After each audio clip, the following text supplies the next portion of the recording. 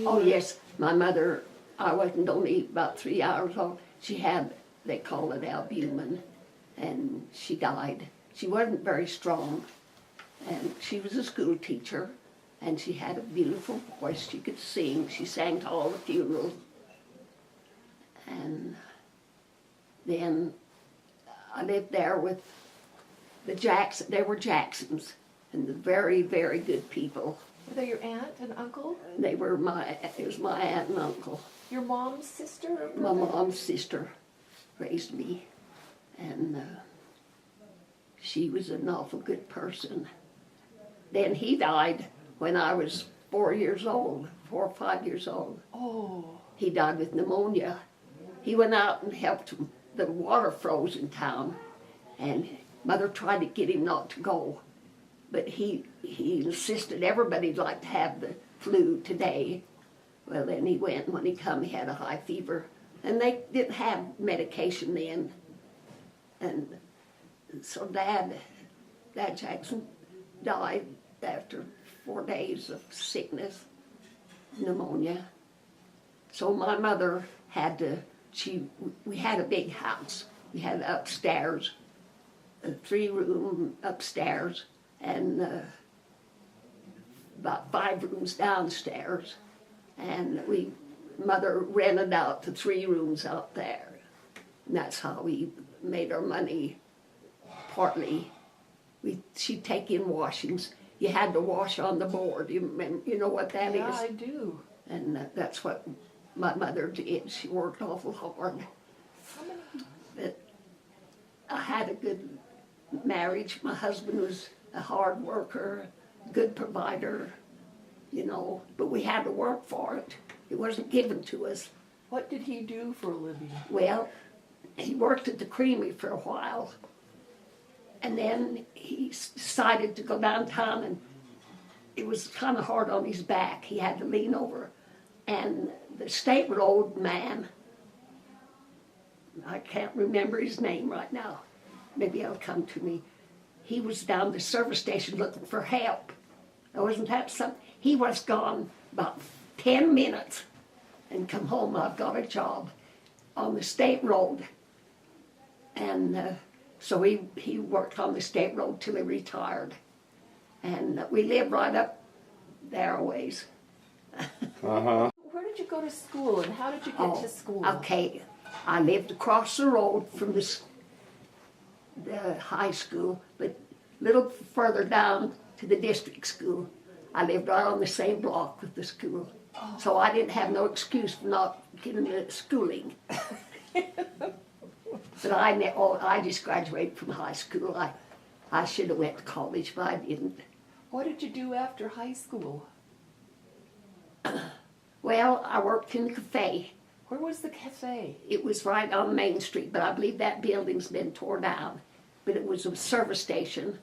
It was right on Main Street in Bigelow. And when I was working in Hillfield when I heard Carl was killed, then I just got and come home. And so there's where I met Garn. What was the name of the cafe? Oh, I don't know. I'll ask Garn. I don't know. And was that sort of the center place where everybody in town came? Yes, it was. And everybody out of town come there too. There was a lot of people stopped, you know, to eat. We made real good hamburgers.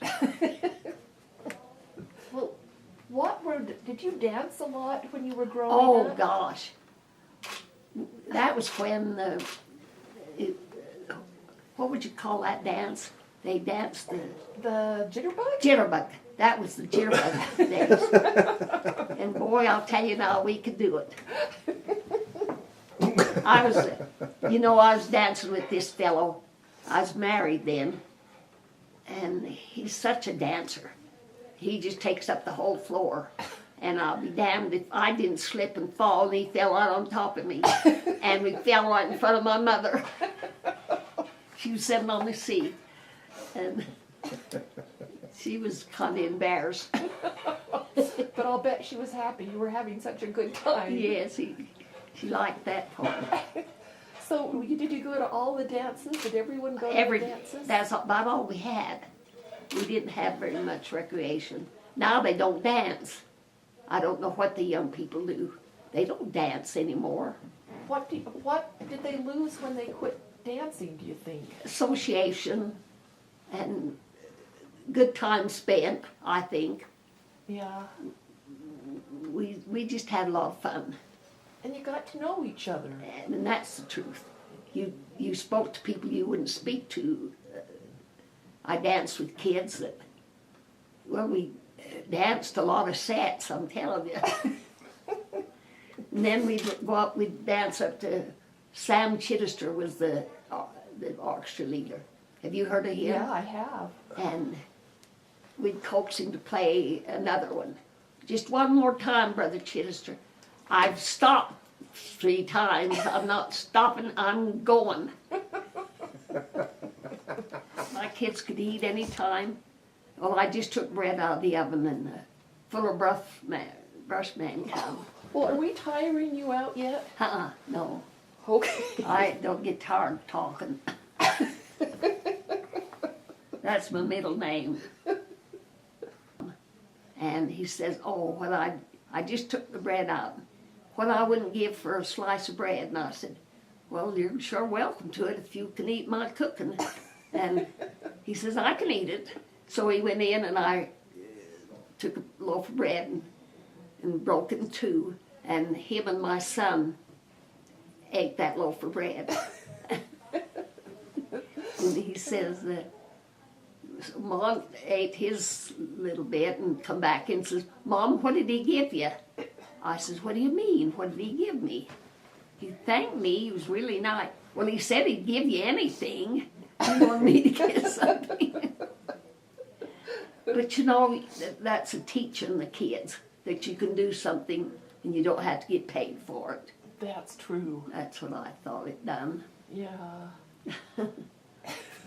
Well, you guys are getting more out of me than you thought.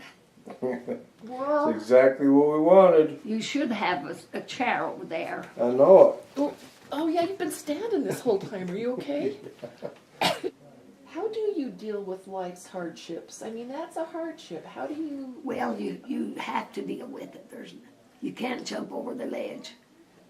But you just weigh everything and come up with something. You do. I had to have a lot of, I just really can't remember. But and I sewed all the kids' clothes. You did? I sewed the girls their dresses, and I sewed the boys. Mom went to school and he had 2 or 3 of his little old shirts I made him to wear to college. How did you find time to have 6 kids, work 2 jobs, sew everyone's Oh, there's clothes? time out there if you want to take it. You get up in the morning and you don't go to bed at sundown. I did a lot of my sewing after the kids went to bed. Did you ever get tired? I guess.